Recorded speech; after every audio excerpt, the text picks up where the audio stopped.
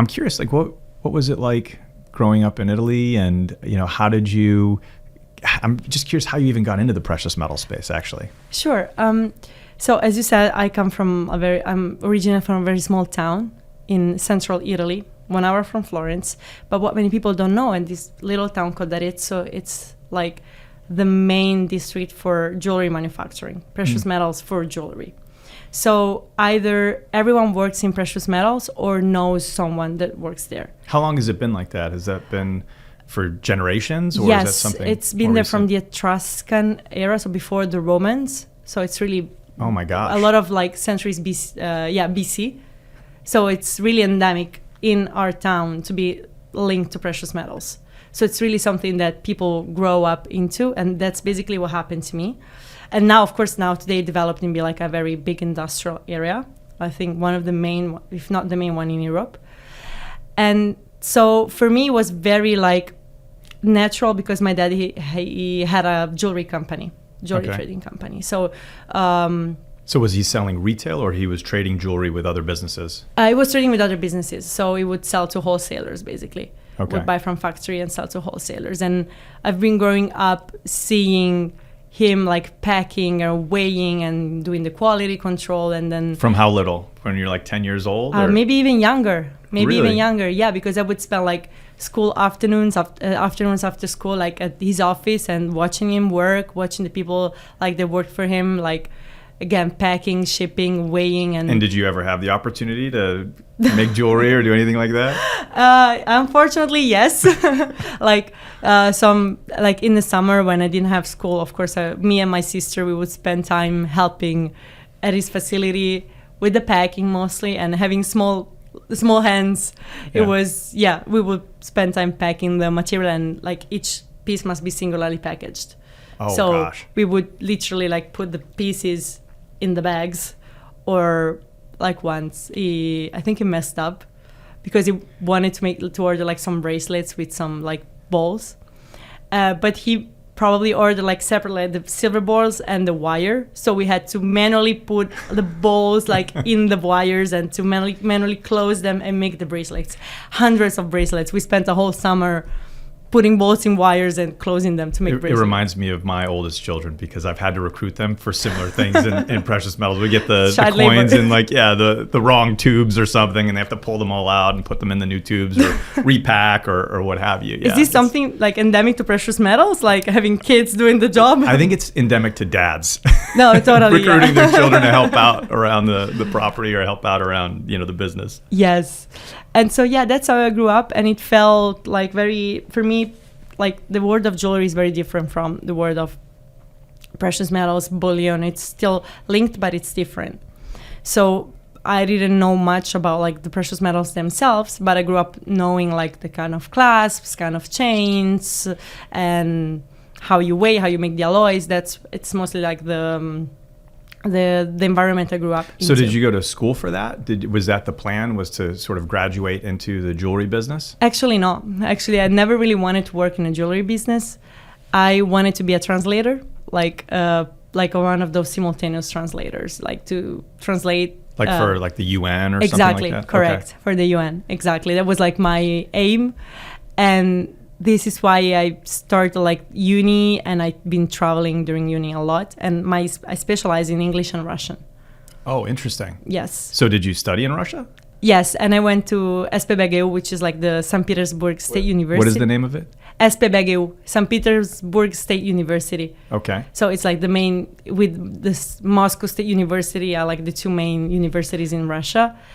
And I went there at the Philologicheski Fakultet, which is like the philology, I studied philology, Russian philology there. Amazing. So philology is the study of languages and the origin of languages. Exactly, yeah. So that's actually the most famous philologist that I know is J.R.R. Tolkien, right? That's what he taught at Oxford University, was philology. Exactly. And he was very much into like the Icelandic languages and the Nordic languages, and actually a lot of that informed Lord of the Rings. So I know that we had dinner last night, and you're a Tolkien fan. Yes, so, a big Tolkien fan. It was also part of my thesis, and yeah. Really? Yes. So like what was in your high thesis? School. Like I would link like his work to different subjects, like one of them being like philosophy, or like again languages, how he built his own language. Like we would look at the morphology, how he built like the Helfic language and the Mordor language, because they're like literally like languages that make sense. Right, like he created his own language. Exactly. Or multiple languages, I guess, for Lord of the Rings.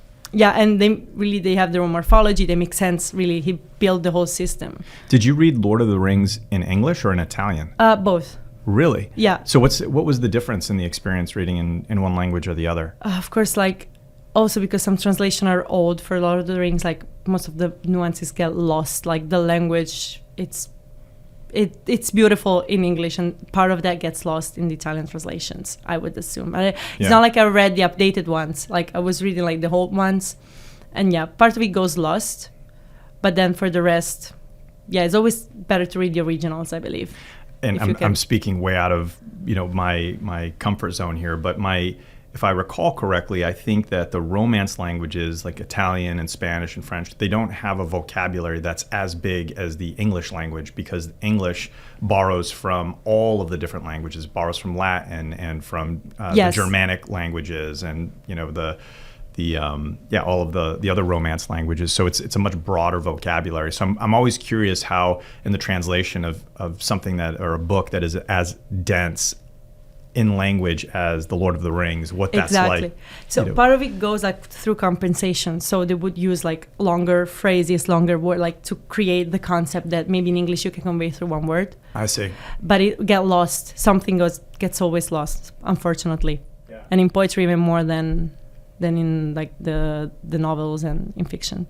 I'm really interested in your experience in Russia. Obviously, Russia and Putin, it's sort of a hot topic globally. We don't have to get into the politics of all of that. Okay, perfect. But I'm just fascinated. My sister-in-law lived in Russia, and she's always loved the Russian people and the Russian experience, and how rich in history the Russian culture is. And I'm curious what your experience was like. You went to school there, and yes, were obviously enriched in the language itself, which I'm sure enhanced the experience at large. So I want to hear your thoughts. Again, like I went to Russia, was very young, I was like 20, and I was not sure, and I'm not sure, I didn't really understand what it meant. Did you feel safe? So you went to Russia alone? Yes, I went to Russia alone, and I think I took this decision like not being fully aware of what I was doing, like a bit of like when you're young, you don't really think about consequences, you just go. And that's what I did. I just went. I knew that I had a room in a dorm. That's also an interesting story in the Russian dormitories. And what's interesting about it? It is interesting that you arrive at the dorm very confused. You don't know where you are. Like I knew the language, but I never spoke to natives. So also like to make me understand by the taxi driver was not very easy. So I made it to the dorm, and there's one very aggressive lady that threw me like these sheets and pillows, and then she told me to go at my room. I had to register everything, and I went to my room, and it's like they rebuilt they used to call it kommunalka. They were like the ancient like Soviet, like the old Soviet apartments. So where they would have like a main area for the kitchen, and then a lot of rooms that were shared by different families. Oh, I've heard of that. Yeah. Yeah, and you can still see that they're structured the same way. So we were a lot of students sharing like one bathroom, a common area, exactly, and one kitchen, and like in each room there were like big rooms. There were like 2 people per room. We were 3 in my room. Was co-ed mixed male and female? No, it was separate. Now, was it all Russian women that you were with, or was it a mix? It was mixed. Well, we had Germans, but most of the German people that were in Russia, like in the dorm, they would have like Russian parents. So we would speak Russian inside the apartment, and that was very good for me. So are you fluent in Russian today? Yeah, I am fluent. A difficult language, isn't it? It is. It's like basically structured as Greek and Latin, so it has a lot of like cases. So for me, since I studied ancient Greek in high school, it was easier to pick up. Wow, you studied ancient Greek in high school. And useless in precious metals, but but it was fun to study, fun to learn. So how many languages do you speak now? Fluently, I would say English and Russian. And then I speak like a little bit of Spanish, and I'm also studying French just to expand the range. Impressive. So in Russia, what was when were you there and what year? 2018. Okay, so this is basically a year before COVID. Yes. So right before COVID. So what was your experience like? I mean, did you enjoy it? Did you like it? Or honestly, I loved it. But I'm saying this now, but at the beginning, they tell me that I was like kind of unsettled because I arrived, of course, it was very cold. I arrived in August. It was super hot in Italy. I arrived there. It gets very cold. And what I had to do was I had to get used to the Russians. And I don't want to generalize, but like in general, Russians are like colder and they might come as rude, but then once you get to know them, they're very warm people. So at the beginning, I felt like a bit like the people were a bit cold, but then I got used to that and I made some amazing friendships there that still last. And I still talk to them and they visited me, I visited them, and it was amazing. I really loved the people there. They really made me feel welcome.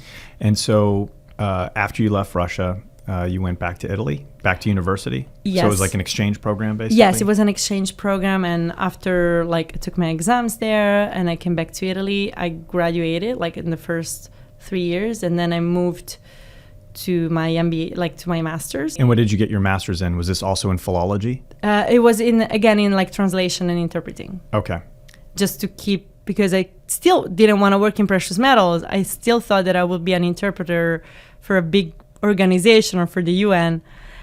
And there, since I had been specializing in Russian, I thought that I needed to specialize in English too.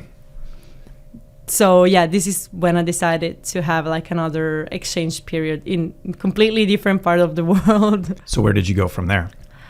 I went to very hot Florida. Tallahassee. Yeah, there was a big change. Was that there. your first time to the United States? Yes, very first time. I'd never been anywhere in the U.S. before Tallahassee. So you went from Russia back to Italy to Tallahassee, Florida. Correct. Some big cultural shifts there. A very big one. What was your experience like in Tallahassee? So I went to Florida State. Okay.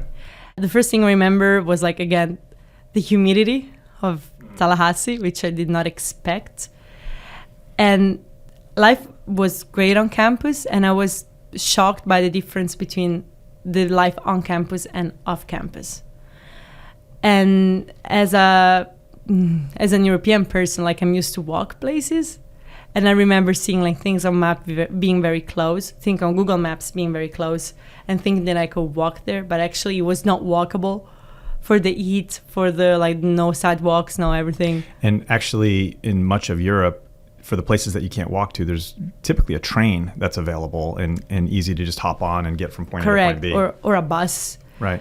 Which was not the same in Tallahassee. So I understood that if I didn't have a car, I would be cut off most of the things happening there, which was a little bit weird for me. So did you get a car? No, at the end I didn't, because I'm not used to big cars. So So how did you end up getting around? You just asked friends for rides? Exactly, asking people lifts, basically. What was the most surprising thing about living in Tallahassee? The biggest cultural change for you? I was very shocked when I walked into a Walmart. I'd never seen a Walmart before. I'd never seen anything that dimension, that size. And I remember I went there with a friend of mine, and because she was we're gonna do the groceries, we went to Walmart. And I think I was in a kind of sugar rush there, because I could see all these big things so cheap. Yeah. And I bought so much stuff. Again, I was thinking 3 kilograms cereal box. Why do I need that? I don't, but I still bought it. And I bought so much food that I didn't even finish it. I had to donate it at the end of the exchange. Did you ever have the chance to go to a Costco? No, I didn't. The next level up when you're looking for bulk groceries. But I saw a Costco pizza, which is next level. It's huge. It's 10 normal pizzas or something. And how does that compare to Italian pizza? You can have a whole Italian pizza by yourself. I don't think you can have a Costco pizza by yourself.